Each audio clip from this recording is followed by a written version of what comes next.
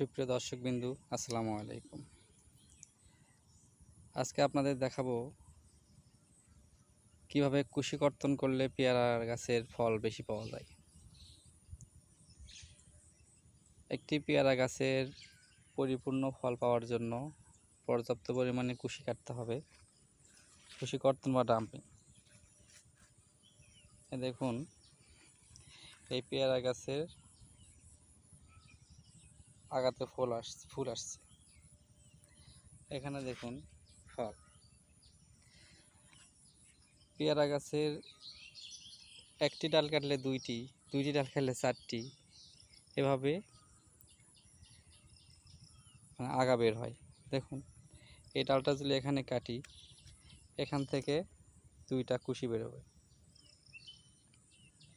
এই যে ফল এখানে কিন্তু আছে, কুশি বাইরে দুইটা হবে।